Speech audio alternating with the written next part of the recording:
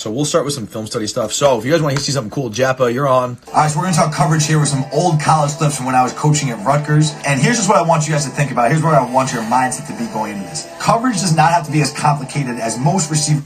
Anyway, so that's something to look forward to. We got a brand new coverage breakdown for you guys. So the coverage shit's going to be fire. My thought is today I'm going to go over the film that guys sent in. And then we'll watch some more coverage shit. But just know that, like, I'm finally got this coverage shit rolling for you guys. All right, so let's go. Jappa, you're up. There are some clips that you already watched. We'll just skip them. Okay, so this is just a combination of a bunch of film, right? So see the difference between you? See how Mo is, like, really, really leaning over the shit? His knee is over his toe. His chest is over his toe. And you're just sitting back just a little bit more. Like, it's slight. But watch Mo when he rolls off. Watch when he rolls off, right? No wasted movement. He's right out.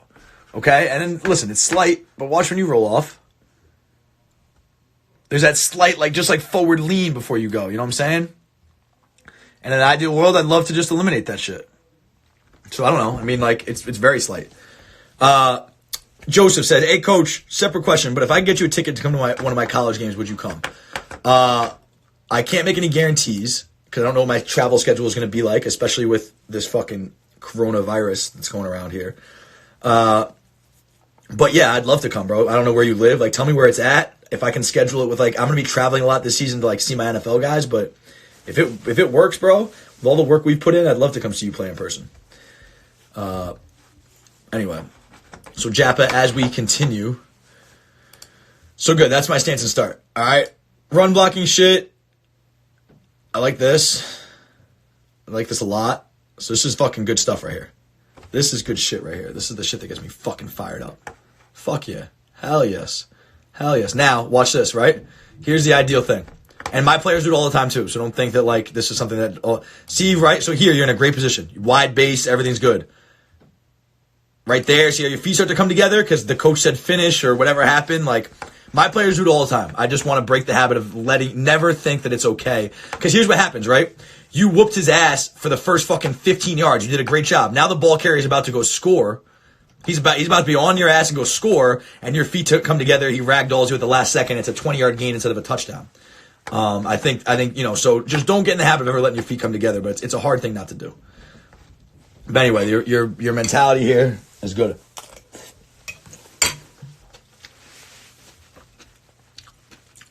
Good shit. Good duck walk, good wide base. Look at the hips going back and forth. Good duck walk, good wide base, hips going back and forth. I like this shit. I like this shit. Good job. Good job. Yeah, finish with that wide base, Jap. Right, getting way too wide here. This is a good one for everyone to learn from. Right, see how wide that is? I can't transition back. Let me show you guys what I mean. See how wide and out of control that was? This is a fucking great example. So watch this shit now.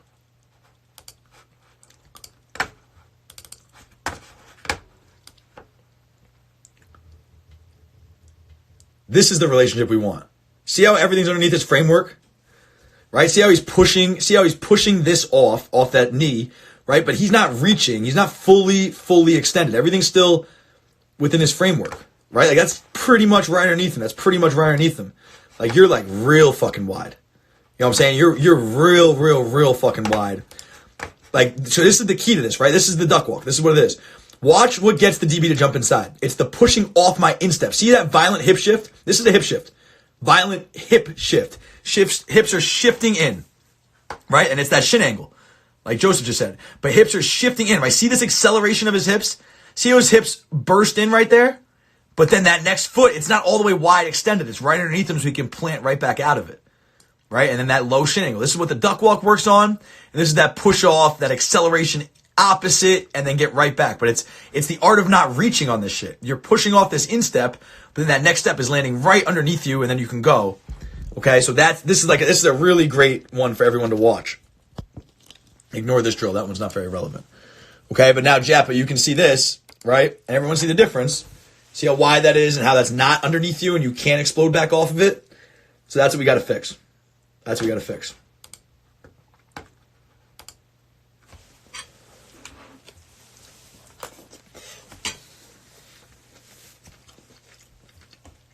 You're reaching a bit on this too. Right underneath you. Don't reach. not terrible. That's not terrible right there, but you're getting a little bit wide. You're just getting a little bit wide. See how much you're throwing your body at it? It just needs to be subtle and quiet, right underneath you. Just hold yourself right underneath you. That's better. It's getting a little better. You're still reaching a bit. And now see, like, you're reaching on this a little bit.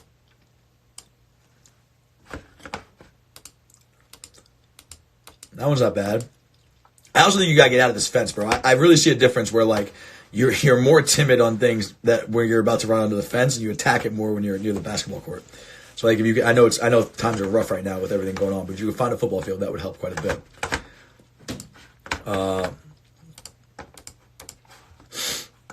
What is this called? Pressure step regression. So again, I show you this one to you guys all the time, but let's watch the difference, Jappa, between what you were doing and what Lil Dremel was doing.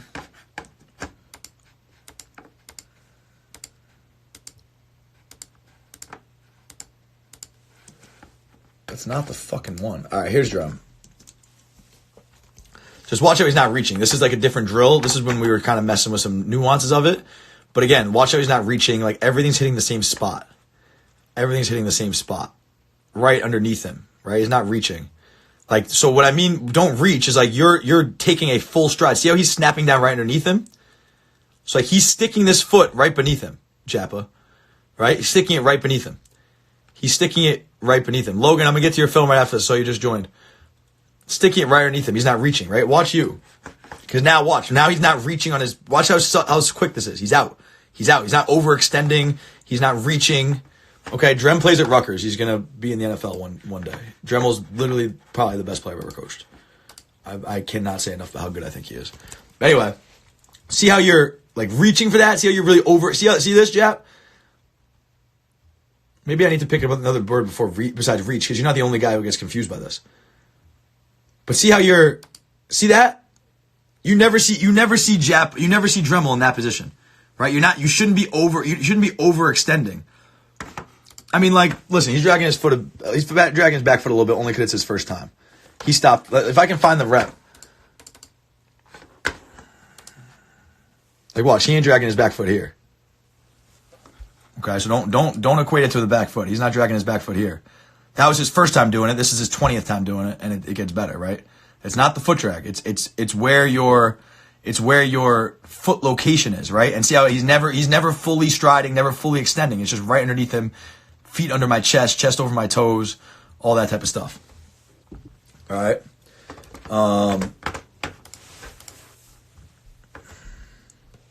Yeah, no, Dremel's explosive, bro. He got some bunny hops.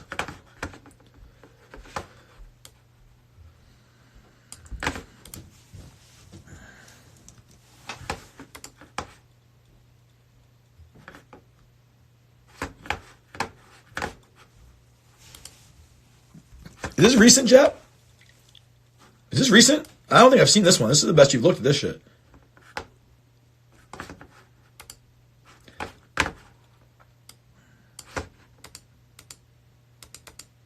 So you can absorb this a little bit more with your hips, right? Really sink a little bit more. Try and knee yourself in the chin, right? Let's watch this. What is this called? The false accelerate progression. So let's watch Juwann. Yeah, so Jap, this looks way fucking better. Let me tell you how much fucking better this looks. This looks way fucking better. Okay, but watch Juwann, right? Watch how he's really trying to emphasize kneeing himself in the chin. See that? See that, like, forward, he's throwing his body forward? That's what I want to see more of.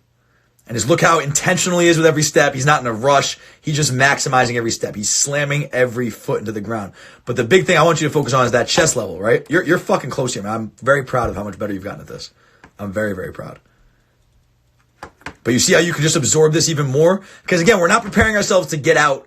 We're not preparing ourselves to get out in a 1-yard box. We're preparing ourselves to get out full speed at 15 yards with someone running on our chest. So just sink. Like, that's not bad, but you can sink even lower.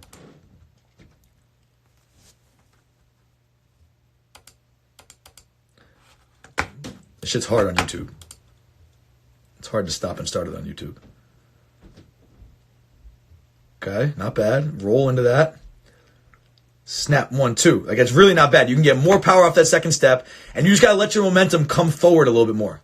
Let your momentum come forward just a bit more. Japa lives in Brazil.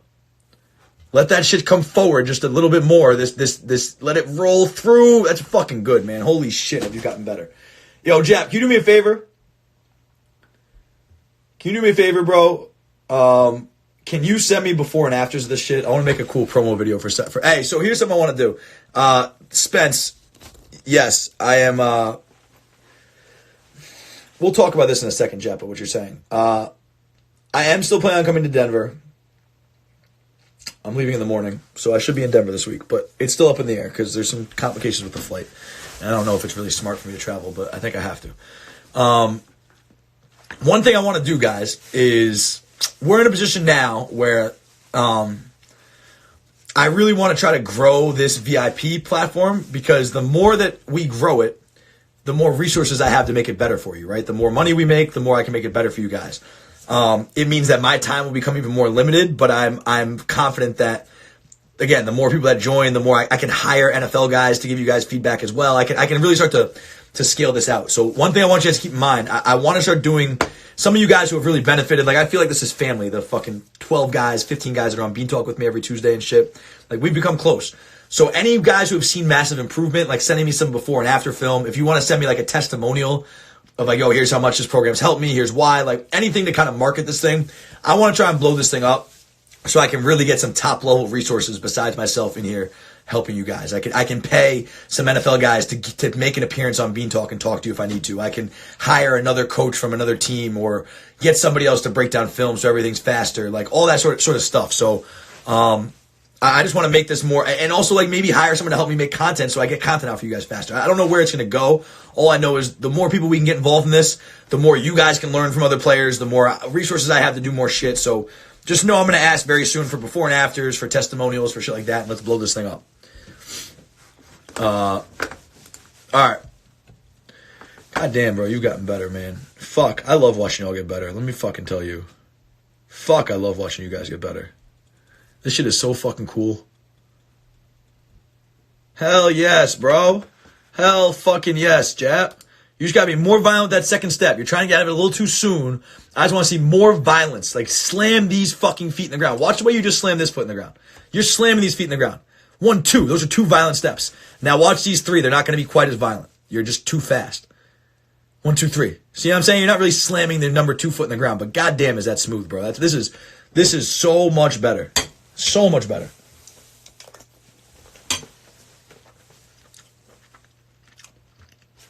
Bro, this is it, man. Watch yourself try and knee yourself in the chin. That's it. It's better. Now, you were asking if you're bending at your waist too much or bending at your hips. So, waist bend brings your body forward. So you need a little bit of waist bend. Hip bend, violent hips snap your hips down. So on that snap down, it's both, right? It's collapsing your knee, it's sinking your hips down, and it's having your body forward. It's all the above. But what really stops yourself is those hips sinking down. Hips sinking down. Just make sure your chest isn't leaning back, but it's leaning forward. But that's what I mean when I say hips. I want you to snap your hips down. Violent hips mean they go from upright to down fast. Snap. Good.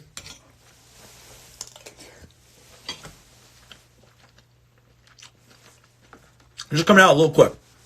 Like, just slightly quick.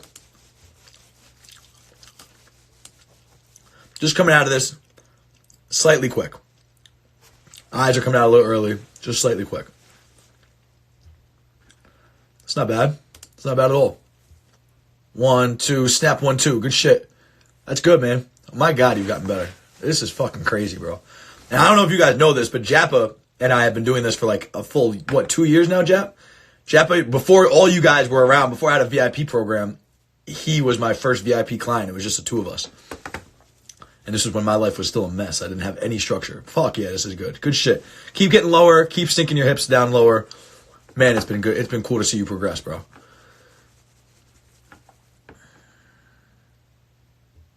It's pretty good. It's pretty good. Make sure that circle's not too. Make sure you're coming as flat as possible. Yeah, that's good. Good shit. This is great. This is great. Get around. Good. Eyes at the top. Maybe your eyes gonna come a little bit sooner, but So on this one, really turn your shoulder, really turn your body to the post. You're kind of like side running. Like really turn. See how you're kind of like, you're not fully like running. Like really run to the post. Really run to the post. You're kind of like half-assing. Like look back at the quarterback, still post with your eyes. Like really run to the post. That's pretty good. The speed cut aspect. I think you can be a little more forceful.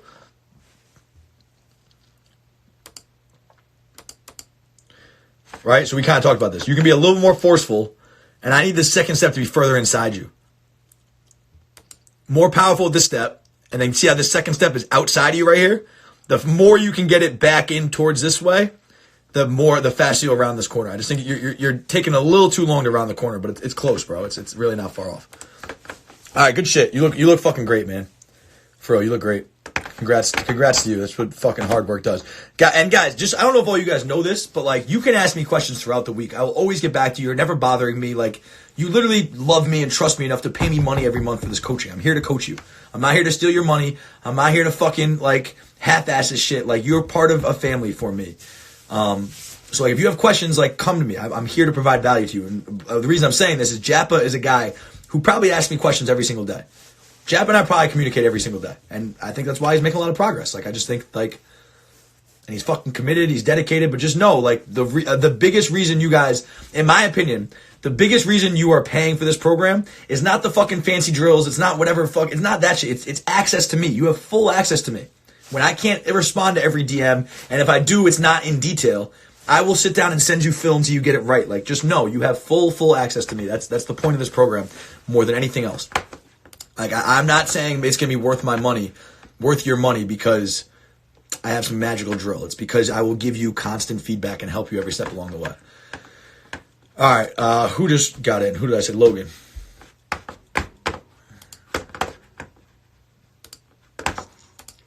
How's everyone else doing with the virus? Everyone pretty healthy? Everyone's family healthy? I hope so. I got to fly to Denver tomorrow to see Juwann, and I'm a little nervous.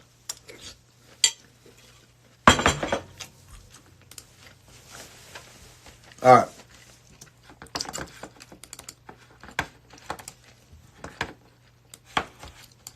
Here we go, Logan.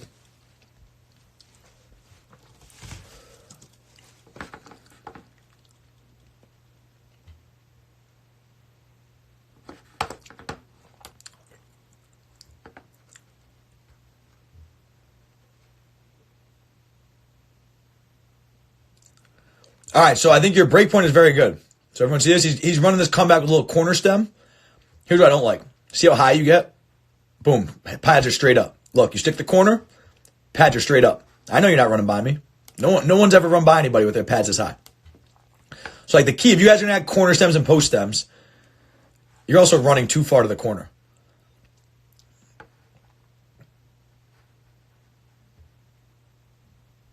So it's snap 1, 2. Like that shit's really good, bro. But the corner stem isn't selling shit.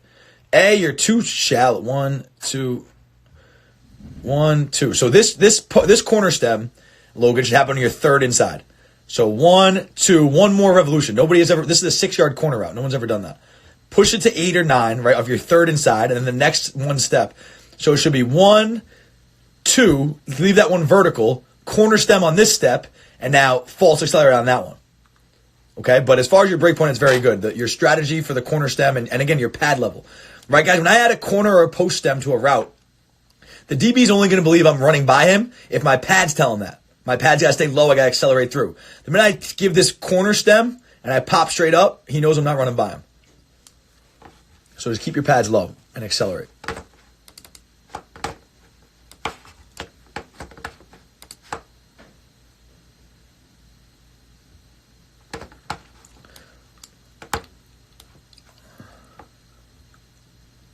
This one you're reaching a bit too much. See that? I mean, it's hard to see from this angle, but you're fucking reaching, bro. You're reaching just a little bit too much. So you know how you know you're reaching, guys? On the false accelerator, you know you're reaching? See how your chest is coming back? See how it's not snap? See how we were talking about kneeing yourself in the chin? You're nowhere near on this first step. You're not on the second step. You do a pretty good job of it. Like you're really close, Logan. You've picked this up well. But now this trigger step, that's not low to lower with my chest low. You see how you're sitting back? and then you do a good job getting your chest forward right there. Like, that's great. But I need it to be forward right now, not leaning back. And the reason is because you're reaching for it too much. Your natural body position when you reach is to throw your chest back. So don't reach quite as much. Snap down over that trigger step more and just keep that chest low. That's really good. And that's why you get out of this pretty smooth. Now run out of it. Like, listen, even though you finish your break, this DB is still on your back. Go run through the football. Don't come out of it casually. But you're close right there, bro. You are fucking close right there. Yo, I'm so hyped for you guys to watch this coverage shit I came up with. That shit took me so long. I'm trying to do one of those for you guys once a week. Better. Get your chest lower. You certainly came out of this one faster and smoother.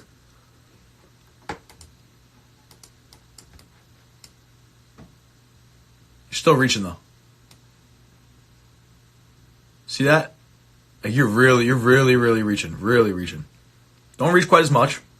And you'll get out of this. I like your second two steps though. They're great. Your second two steps are really fucking good. In my opinion, the second two steps are the most important. The trigger step is whatever. People's trigger steps vary, but it's, are you violent and are you intentional with those second two steps? Same shit, right? So, like, are we watched one already? We must have watched one already. I must be going up. That should look like the same exact one. Am I bugging? Or is that the different one or the same one?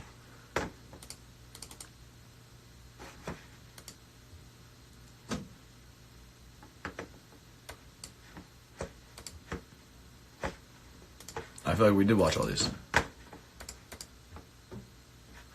All right, so this is a different, same route, different rep. All right.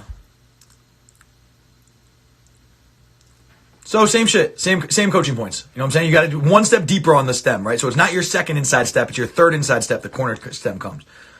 All right, so not this step. One more revolution before the corner stem, and your break point's good. It's just your pad level, right? Popping straight up. I don't want that. Keep your pads low.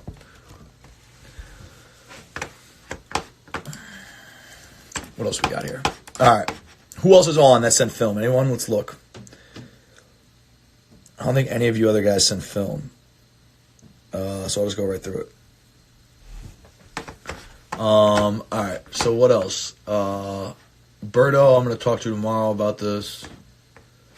Sola, I got to get his evaluation out.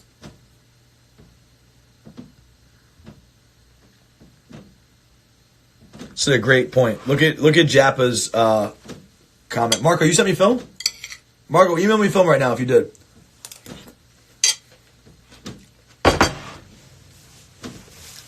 I can't look at my DMs right now. I got to end the live. But Jappa makes a great point. Oh, my guy's on film. Interesting. I would disagree with some of that. But the only rep I really show you guys is Juwann. If you think my guy's on film, yeah, you can DM me film whenever you want. I know it's in the trigger step. Guys don't turn the foot on the second step when they're running the two-step. Oh. Very true. Okay. All right. So here's my reasoning for this, Jappa. So this is a great point. And I have a reason for this. There's a reason. There's a very. It's because I like everything to be compartmentalized. Okay. So this is a great point Jappa's making. I get it now. This is purposeful and something I've never explained to you guys. Okay. So Jappa's point is, my email, Marco, is Coach Liebs. Here. Haven't you emailed me a film before? I feel like we've been doing this. Coach Liebs at Sideline Hustle TV. Send it to me and I'll watch it right now. All right. So what Jap is saying, this is a really good point. What Jap is saying is that on this drill, right, when we go 1-2, they don't start to turn. Right? 1-2, they don't start to turn. They're straight. And now when they go 1-2-3, right, he does turn on the second step. Everyone see that? Now he does turn on the second step. Here's the reason. I don't want you thinking about turning. I just want you thinking about violence. On these first two steps, all I want you to get used to, I don't want your brain to think about more than one thing. I just want you to think about my second step is just as hard as my first step. That's it.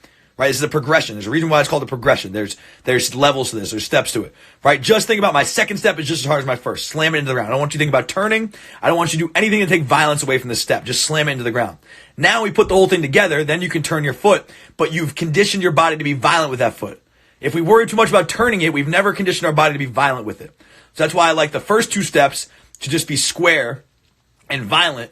Don't worry about turning. And then when you put the whole thing together, you can turn, right? Snap 1, 2, and turn. But he's conditioning his body to be violent with that second step first.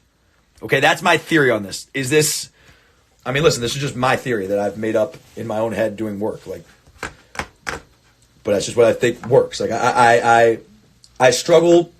If you're brand new with the false accelerate, you don't even know what it means to be violent with every step, right? You don't even know what it means to be violent with every step. So I need to teach that with the first 2 steps, and then once we put it together, you can turn your hips. Hopefully, Jappa, that makes sense.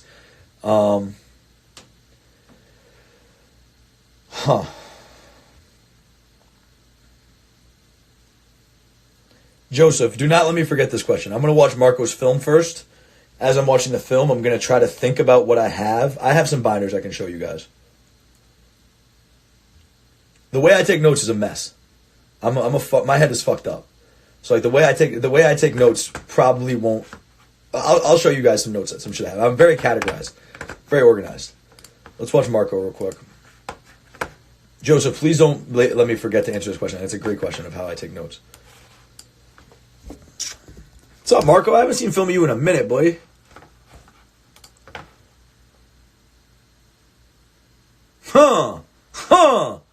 Yes, sir.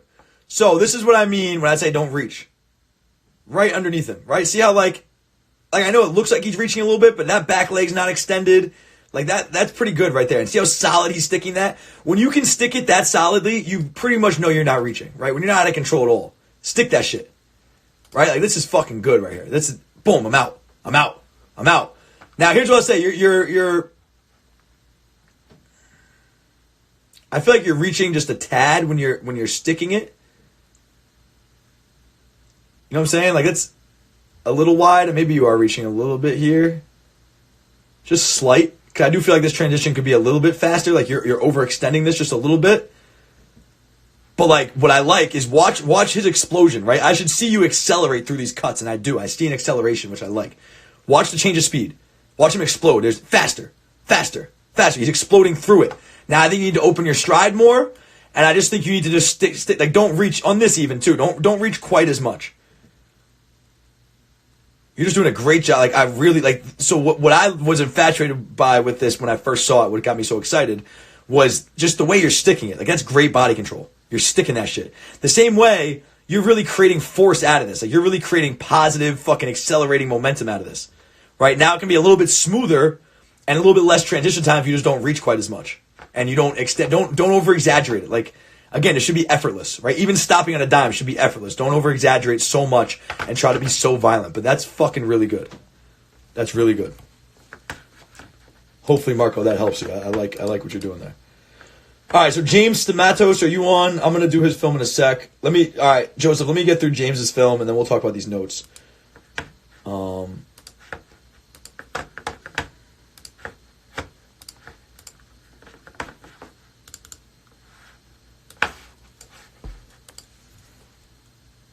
Oh, getting jiggy with it here, boy.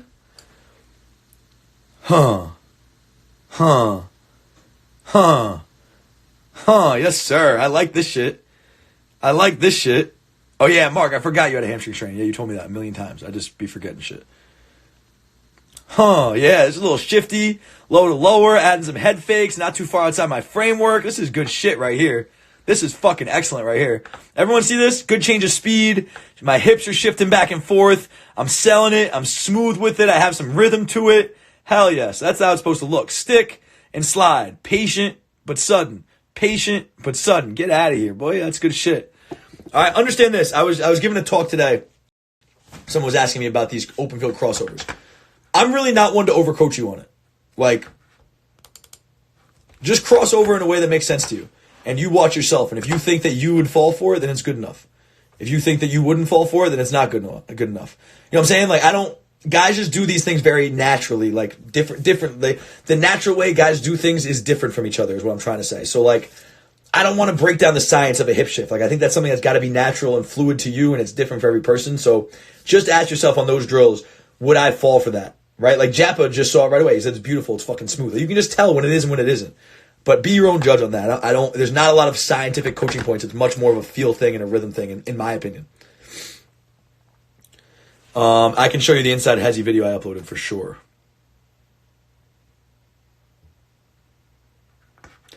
So everyone see this? This is what I mean by a hip shift, right? I think some of you guys get confused. Watch his hips. Watch when he pushes off the inside part of his foot.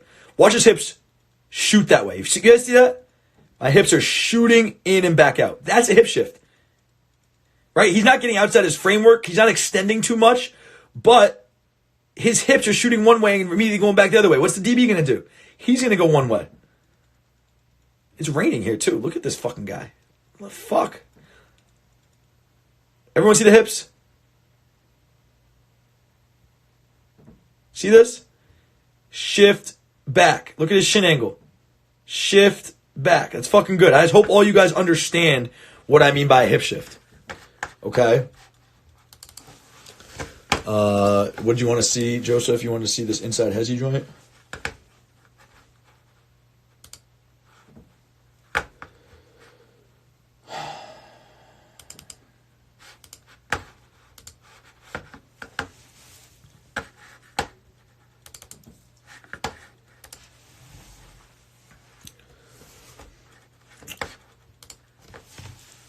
Sorry, hold on.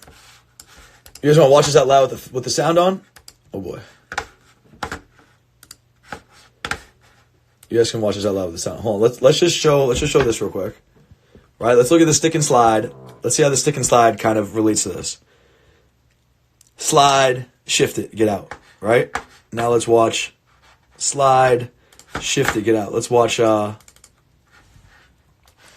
boy James. Slide, shift it, get out. Slide, shift it, get out. Slide, shift it, get out. Slide, shift it, get out. Right? Slide, shift it, get out. So that's exactly it. Slide, shift it, get out. Like that's where this drill comes into play. All right, what questions do you guys have about this release? Like, I'm not a big fan of this release for you guys, just so you know. This is a really high level release. This is not one I would recommend for everybody. Yeah, the insteps, bro. The insteps are crazy, man. I'm about to see my boy Juwann tomorrow, bro. I can't tell you how excited I am, man. For real, for real. I'm really excited.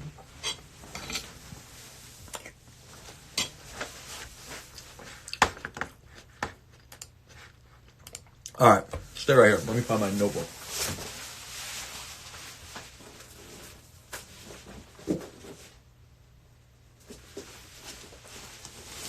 All right, so you guys ready for this shit? All right, so first of all, let me show you the first way. I've always organized stuff. I have notes. I organize them by category. But I also want to show you guys my video library because I think this is useful for you guys. And I started to make one of these on my phone as well. Just like a crossover in basketball, baby. Just like a motherfucking crossover in basketball. All right. So look at this. This is the first thing you guys got to see. Okay? So we're talking about notes, right? About categories. So I think I've briefly showed you. So I have breakpoints, right? Breakpoints, and look, you go in, and it's got every fucking breakpoint. Drop, pop, false accelerate, open field crossover, pressure step, speed cut, speed drop, square break, tight break, trigger step, bad pad level.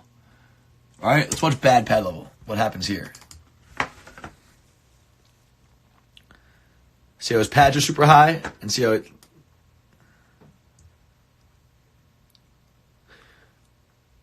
Pads are high, and what does he do? He takes 22 steps to have a fucking comeback.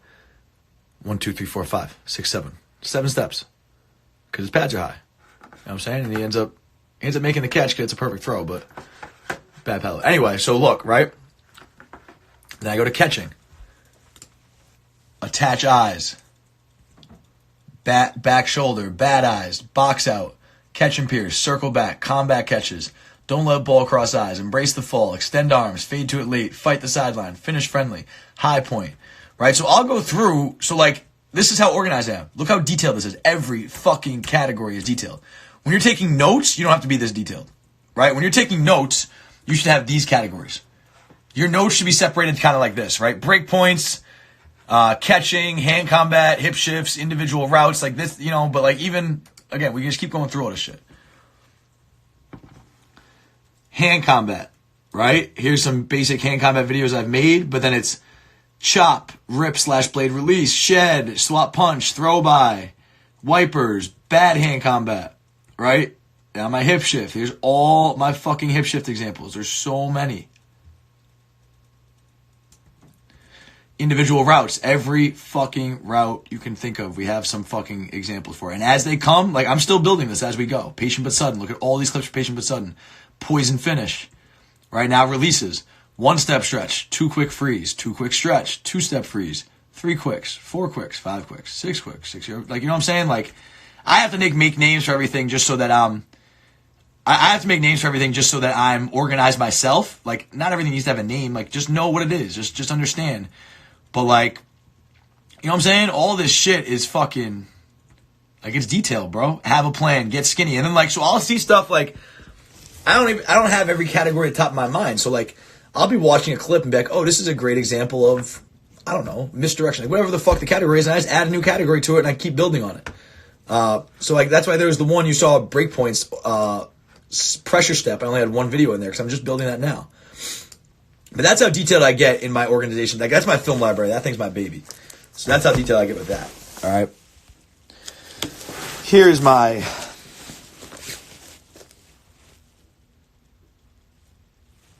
Rutgers notebook. So anyway, same shit, right? Look at this. Position notes, releases, blocking, separations, breakpoints, catching, ball security, recruiting, right? This is like when I was a coach, so I did all kinds of stuff. X's and O's, other, scheme, recruiting, social media, quarterback receiver, articles and handouts, which were just like random shit they gave me, schedules, this is stuff pertaining to the head football coach, more recruiting, offense, defense, like, you feel me? Like, my fault.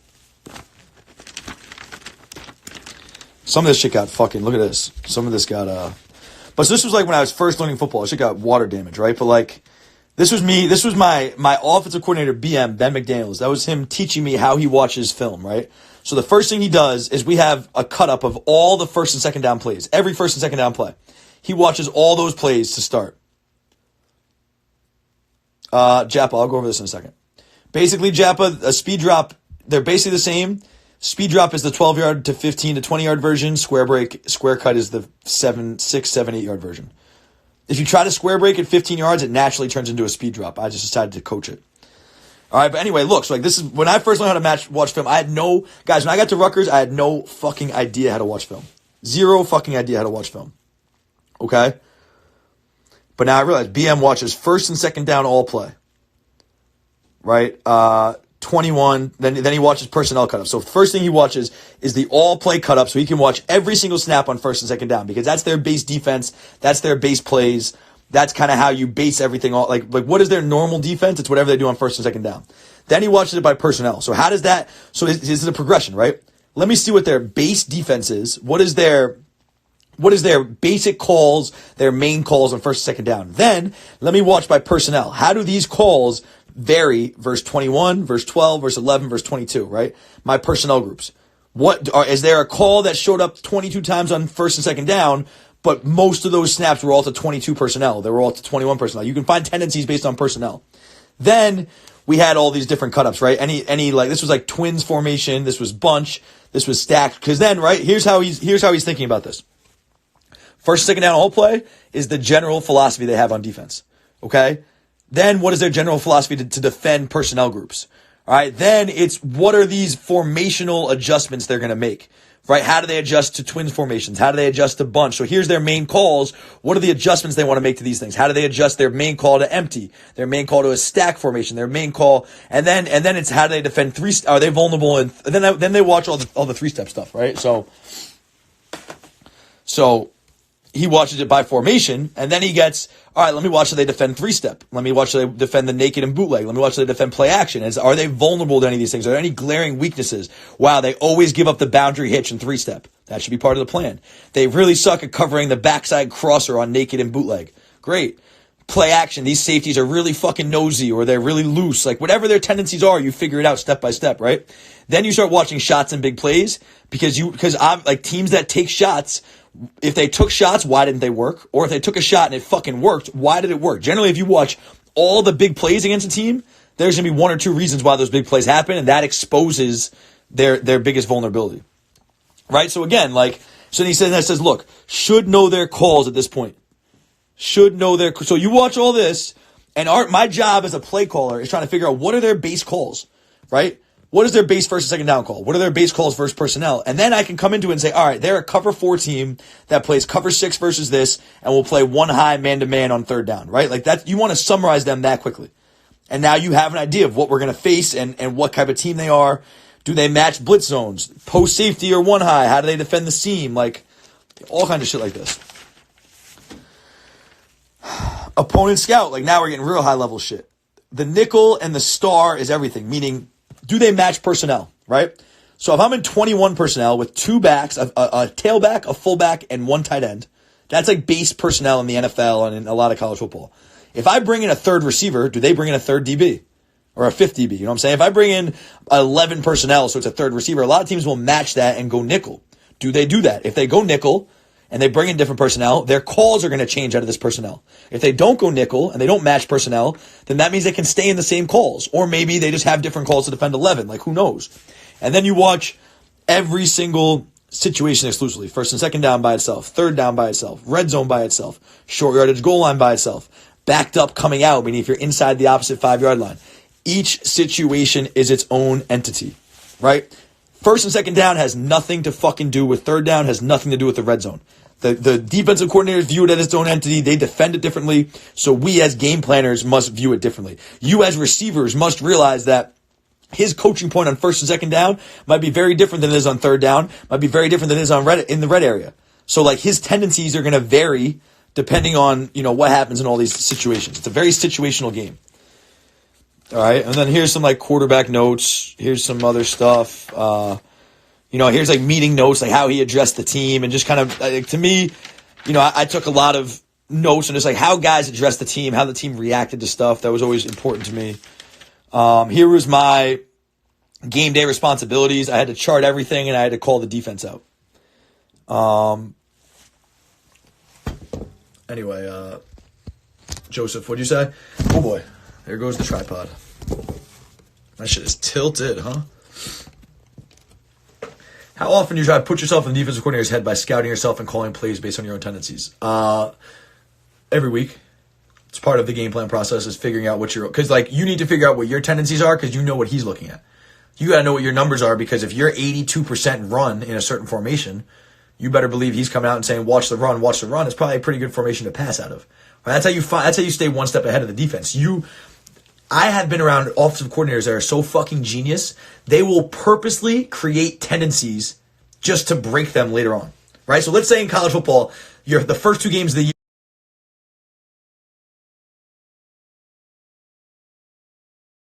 right? Sometimes it happens where I remember one year at Rutgers, we opened up versus Howard and Norfolk State, maybe. Those are our first 2 games. We won both games by 50. So our offensive coordinator purposely created tendencies where we were 100% run out of this formation, 92% run out of that formation, whatever, just so when we finally went and played fucking Penn State or wherever our first big game was, that we could break all those tendencies and keep the defense on its heels. So everything they said all week of, they love to throw out of this formation, they love to do this out of that formation, we fucking saved shit for the real teams and then broke the tendencies later on.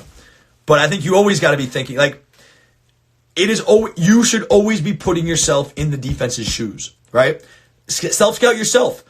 What routes do I run from different spots in the field? Do I only run this route at the top of the numbers? Do I only run these routes out of the bottom of the numbers?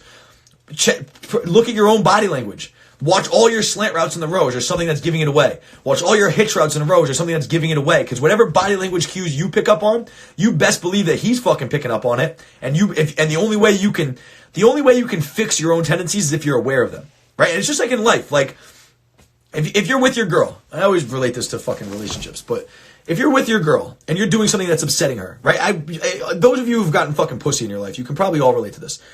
How many times are you with a fucking girl and you're doing something wrong that upsets her, but she never fucking tells you and you never have any idea, right? You've got some tendency that's exposing you and making you weak, but no one ever tells you about it, so you can't fix it.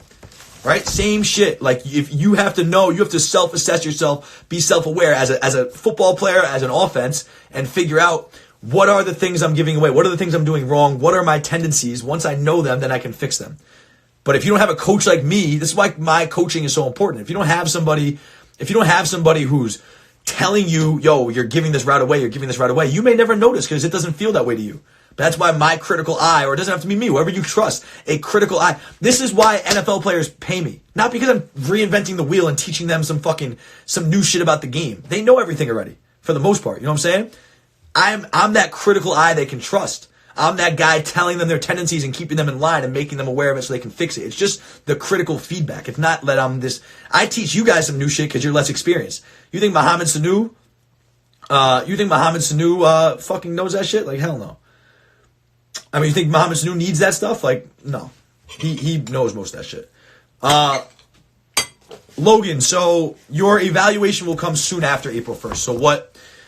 I didn't do a good job of explaining this. So basically, when you sign up, let's say you sign up in the month of March, the whole month is just for you to get you to get acclimated, you to get whatever. So like I have a list of evals I have to do. I make sure that everyone who signed up in February is done by the end of March. So now everyone who signed up in March will be done by the end of February and done by the end of April. So I'm starting the March evals on April 1st. So yours will be one of the first ones I start. It won't take you till the end of April. It'll take a few days. I'm trying to get those out as soon as possible. But hopefully that makes sense to you as far as the schedule. I give you guys like a month buffer period just to get familiar with things. Also part of it is like to make sure you don't just like come on for a month to get my evaluation and then quit just from like a business aspect. I want you to be like locked into it first I want you to be hooked into this program for more reasons than just my evaluation. I want you to be hooked into it because of this community, because of the videos, like all that stuff. So April 1st hits, I'll start those evaluations. I'll get it to you as soon as possible. All right, it's 10 o'clock, guys. Time flies when you're having fun. Wow. We did start like 10 minutes late. But let's go back to these notes real quick. There's some fun shit here. I haven't looked through these notes in a long time. All right. So anyway, you see my game day responsibilities, right? So I had to chart everything in the booth. I had to call the entire defense. Here's the front pressure, the pressure, the coverage for the entire defense, and I was in charge of punt returners, like where to align him during the game. Pretty cool. Like this is how a staff works together. You know what I'm saying? We all have different responsibilities. Pre-game, eyes in the box, like pre-game eyes, they have any tendencies there. These two guys were fucking useless. But this is my guy, Anthony Campanelli. He had D&D and coverages. He helped me with coverages. I had everything else. Helped me with defensive O-line issues. Like, yeah, Joseph, the $15 members have a group chat. It's on WhatsApp. DM me, Joseph. I'll send you my number, and you can add me on WhatsApp. Oh, wow. I got to take a picture of this. My boy was just asking me for the INT defense. One of my coaches was just asking me for this. This is crazy. Here's our defense for defending an interception. I don't remember what the fuck this was. I don't know. But anyway.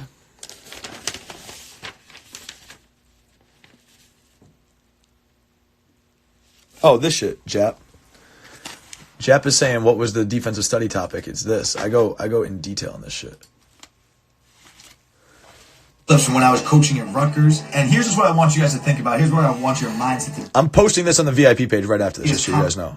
Most receivers make it out to be, right? It is not our job to understand through some of these alignments and things that give these coverages away. So watch with the motion, right? Penn State's going to make all their base checks, okay, to get into their base coverage here. All right, but to the field, this is the typical cover 4 shell, cover 4 coverage triangle. All right, with the motion, they check to 4, and you can see them get to their base alignments. The corner moves 7 yards off inside leverage. The safety moves inside leverage of number 2. He's now splitting the tight end and the number 2 receiver. Okay, and this linebacker walks all the way out and is head up on number 2. All right, so let's start with the linebacker. He's so wide because he's the flat defender. His job is to run with the number 2 receiver to the flat. Anyway, so that's a coverage I was talking about. I'm going to post it right now. It's a lot of the stuff you guys have heard from me. Because, again, I don't have a lot of great clips. I got to just find but I'm also trying to keep it simple. You guys got to realize it's not as complicated as it seems. But it's a lot of the same stuff you've heard from me, but it's in much more detail. I talk individually about how each route could be run differently if you understood the coverage. Like, I think it's a lot better than the coverage stuff I've given you guys so far. But just let me know. Like, I'm open to feedback. If you guys like it, don't like it, have suggestions. That's the other part. I was going on this rant before about how I feel like the most value you can get out of this program is talking to me as much as possible. And that I feel like Japa has made such big improvements because he literally is in my DMs every day. And maybe some days I don't get back because I've just got shit to do. I'm a human. but I get back as much as possible, and it doesn't bother me at all. It's why you're part of this family. That's why he gets better. Same shit. If there's something you need specifically, or there's a suggestion you have, like if guys are in this chat, I think Joseph's made suggestions, Jap has made a ton of suggestions. I always listen to that shit. I want this to be good for you. So if you have a suggestion, if you have feedback on some content, like, yo, that content sucked, it didn't help me at all, or this content was great, give me more of that, whatever it is. This is about you guys, not about me. I already know this shit. I'm trying to find ways to get you guys to know it. Here's the last thing I'll talk about. Some 2-minute shit. This is kind of cool. 2-minute rules. Okay? Must have a positive play on P and 10. P and 10 is the first play of the drive. Possession and 10, meaning it's the first play of your possession. As coaches, we used to call that P and 10. So the most important play of 2-minute is that first play. Get the fucking drive going. Get things rolling. Most important play is on P and 10, right? Just get a positive play. Even if it's a 4-yard gain and get out of bounds. Just get something rolling, right? Completions. Everyone thinks you got to have these big fucking chunk plays in 2-minute. You don't. You just have to rack up completions, right? As long as we get completions underneath the coverage and continue to move the ball down the field and get first downs, we can extend the game. Especially in college, right? Where a first down stops the clock, out of bounds stops the clock. Just complete the football. Do not try to get. You don't need to get all this fucking return from one play. Just put some completions together, right? So catch rules. If you catch the ball outside the numbers, get what you can and get out of bounds. If you catch the ball inside the numbers, burst right away and do whatever you can to get a first down. You can't run to the side to get out of bounds. It's in college, right? In college football, first down stop the clock, right? Same with high school football. So if you catch the ball, see your catch rules. If you catch the ball inside the numbers, okay, you catch, you pierce, and you do whatever you can and then fight like hell to get the first down. If you catch the ball outside the numbers, you get what you can and you get out of bounds. The first down is not as important. Unless it's like 4th down, you got to get it. No negative plays. Nothing kills 2-minute drives more than a sack, more than a penalty, more than a drop ball. No negative plays, right? Nothing kills drives more than sacks, penalties, drop footballs. Don't drop the ball on the ground, right? We are behind. We need to conserve time. Hand the ball to the official, because guess what? If you put the game in the hands of the official's hands, and you talk shit to him earlier in the game, he doesn't like you, and you drop the ball at his feet, he has every right just to stare at that ball and let it roll and let the game tick away if he wants to be a fucking dick. So take the game, put it in our hands, and hand the ball to him. Especially, like, guys will be assholes in 2-minute where you throw the ball up in the air, he has to reach for it, doesn't catch it, he lets the ball bounce all over because he just wants to be a dick. Hand the ball to him, save time. So we had 3 calls in 2-minute, right? Clock just means you yell clock, clock, clock. That means that we had to spike the ball right away. Everyone everyone get ready and spike it. Line means that we have to get it first down to extend the game. It's 4th and whatever, and we have no more timeouts, nothing. Like, if we don't get this first down, the game's over. Or like, let's say it's 2nd down and there's 11 seconds left. But we don't have any timeouts. Well, even on 2nd down, if we don't get the first down, the game's over or get out of bounds. You know what I'm saying? So like those kind of situations. And then game, meaning that we got to score a touchdown to win the game. So in game situations, that's when you don't allow yourself to get tackled. You can turn it into fucking rugby. You throw the ball back to each other, like all this stuff. Game means do not let yourself get tackled till we've scored. Any means necessary, backyard football. Line means even same shit. You can make a lateral, do what you got to do to get that first down. If you don't get the first down, the game's over. So anyway, that's my, that was cool. We should do more with my notes. Joseph, I appreciate you inspiring that. This is pretty cool. See, I learn from you guys all the time. I don't fucking have the answers. I don't know what the fuck I'm doing. I'm just out here trying to be great. Here's the other thing that I just wrote down. Just saw. Try to find the defensive coordinator's gotta have it calls, right? So here's an interesting thought when you're just analyzing defenses. Every defensive coordinator, so think about like an offensive play caller. Every offensive play caller has their favorite play. So if you ask an offensive play caller, yo, it's 3rd and 12, what's your call? Every single offensive coordinator has that in his head. He has that favorite play in his head, right? So do defensive coordinators. Hey, it's 3rd and 12. What's your call? They have that favorite pressure they like to bring. They have that favorite blitz they like to bring. They have that favorite trap coverage they like to run. Like, they have those go-to calls also. If you can kind of figure out, like, yo, what are those, like, my back is against the wall, I gotta have it. I gotta win this situation. What are those calls? For some guys, it's just their base defense. They like to play basic, fundamentally sound defense. Other guys, it's some exotic shit. But trying to figure out, like, what are those calls, you know. It's kind of cool. Anyway, Coach, CMG, thank you, man. He said, I can say this is a great value for players. Some of the private trainers are getting crazy money on teaching anything like this. Bro, people stealing money out here. And to be honest, I do the opposite. I probably don't charge enough for my shit. I think about that all the time. I feel like everything I do is underpriced for the amount of value. When I compare what I do to other people, and I charge very affordable rates for my private training. I charge very affordable rates for this program. I could charge compared to the value I'm bringing, I feel like I could charge fucking hundreds, but I want you guys, this is about you guys, not me, man. Yeah, so that's dope, Joseph. He was saying he's watching a coaching clinic, University of Minnesota, and he teaches all his players to hand the ball to the ref. So PJ Fleck, the head coach at Minnesota, used to be the receivers coach at Rutgers. He's like the godfather of receiver play at Rutgers. He taught this system, mostly that I know, a lot of the fundamentals came from PJ Fleck, the head coach of Minnesota. So not surprising there's similarity there. Anyway, guys, Instagram's kicking me off in a minute. It's counting down in 1 minute. So good bean talk, really good day. Today's Tuesday. Next time you see me, I don't know if I'll be in Denver or not. But anyway, DM me, let me know. I'm posting this coverage shit today, and let's fucking keep getting better, man. Love y'all. Peace.